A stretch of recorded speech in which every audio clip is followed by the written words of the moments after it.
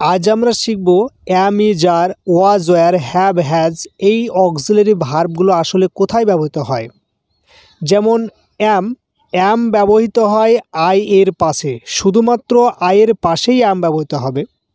Is ব্যবহৃত হয় একটি বোঝালে, যেমন একটি উদাহরণ দেওয়া রয়েছে, দ্য পেন ইজ কস্টলি, কলমটি হয় দামি। এখানে কলম এই পেনের শেষে এস যুক্ত নাই, যদি এস থাকতো তাহলে অনেক বোঝাতো, যেহেতু এস নাই তার মানে একটি রয়েছে, তাহলে একটি বোঝালে ইজ ব্যবহৃত হবে।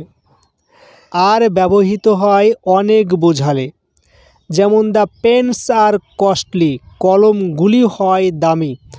পেনের শেষে এস আছে মানে অনেক কলম, অনেক বোঝালে আর।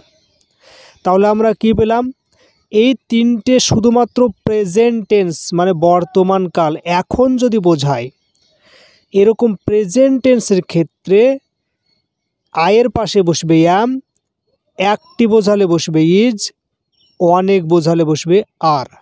এবার আসি ওয়াজ এবং ওয়ার। ওয়াজ ব্যবহৃত হয় একটি বোঝালে, উদাহরণ দেওয়া রয়েছে, দ্য পেন ওয়াজ কস্টলি, কলমটি ছিল দামি। ওয়ার ব্যবহৃত হয় অনেক বোঝালে, দ্য পেনস ওয়ার কস্টলি, কলমগুলি ছিল দামি। এই দুটো ব্যবহৃত হবে পাস্ট টেন্সের ক্ষেত্রে, অর্থাৎ আগেকার ঘটনা যদি বোঝায়। তাহলে একটি বোঝালে আগেকার ঘটনার ক্ষেত্রে অর্থাৎ পাস্ট টেন্সের ক্ষেত্রে বসবে ওয়াজ। অনেক যদি বোঝায় সেটাও যদি পাস্ট টেন্স হয় তবে বসবে ওয়ার। আর প্রেজেন্ট টেন্স হলে বসবে এই তিনটের মধ্যে, আর পাস্ট টেন্স হলে বসবে এইটার মধ্যে। নেক্সট আমরা শিখব হ্যাজ কোথায় ব্যবহৃত হয়। হ্যাজ ব্যবহৃত হয় থার্ড পারসন প্লাস একজন বোঝালে। এই দুটো শর্ত যদি মিলে যায় তবেই হ্যাজটা বসবে, সেটাও কিন্তু প্রেজেন্ট টেন্সের ক্ষেত্রে বসবে। এখন আমরা দেখব থার্ড পারসন জিনিসটা কি। থার্ড পারসন এখানে একটা লিস্ট দেওয়া রয়েছে, আই, উই, আমি, আমরা, এই দুটোকে বলা হয় ফার্স্ট পারসন। ইউ, ইউ, তুমি, তোমরা, এই দুটোকে বলা হয় সেকেন্ড।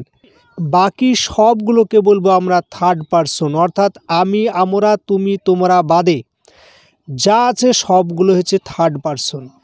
তাহলে হ্যাজ ব্যবহৃত হবে থার্ড পারসন, অর্থাৎ এই বাকির ঘরে যেগুলো রয়েছে, এবং একটি যদি বোঝায় তবেই বসবে হ্যাজটি। যেমন দ্য পেন হ্যাজ, কলম, পেন কথাটি ফার্স্ট পারসনে ঘরে লেখা নেই, সেকেন্ড পারসনে ঘরে লেখা নেই, নিশ্চয়ই তাহলে থার্ড পারসন।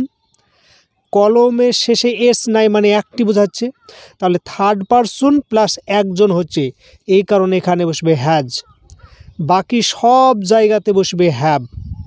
যেমন পেন্স রয়েছে, পেন্স কথাটি ফার্স্ট পারসনে নেই, সেকেন্ডও নেই, থার্ড পারসনে আছে, কিন্তু অনেক বোঝাচ্ছে, অনেক বোঝালে বসবে হ্যাভ। আর একটি যদি বোঝায় থার্ড পারসন তাহলে বসবে হ্যাজ।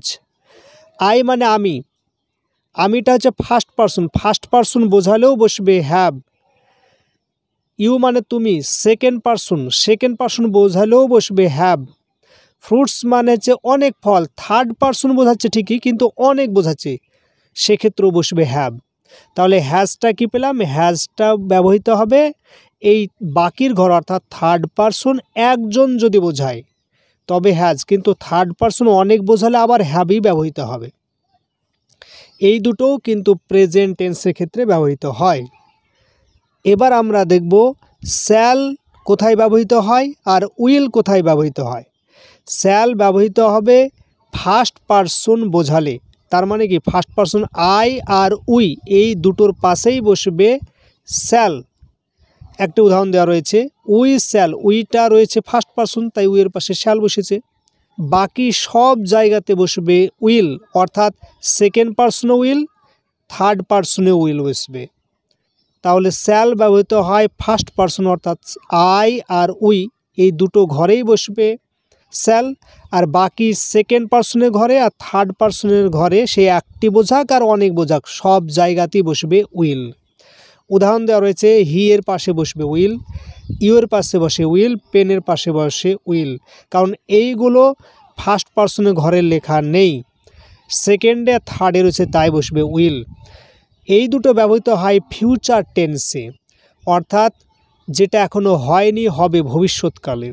আরেকটি রয়েছে সেটি HAD হ্যাড। হ্যাড কখন ব্যবহৃত হয়? হ্যাড বসবে ফার্স্ট পার্সনেও বসে, সেকেন্ড পার্সনেও বসে, থার্ড পার্সনে বসে, একটি বোঝালেও বসবে, অনেক বোঝালেও বসবে, কিন্তু এটা অবশ্যই পাস্ট টেন্স হলে তবেই বসবে। তাহলে হ্যাড কখন ব্যবহৃত হয়? হ্যাড বসবে পাস্ট টেন্সের ক্ষেত্রে, অর্থাৎ আগেকার ঘটনা বোঝাবে ঠিকই, কিন্তু ফার্স্ট পার্সনেও বসে, সেকেন্ডও বসবে, থার্ডও বসবে, অর্থাৎ একজন, অনেক, যাই বোঝাক না কেন সব ক্ষেত্রেই হ্যাড ব্যবহৃত হয়।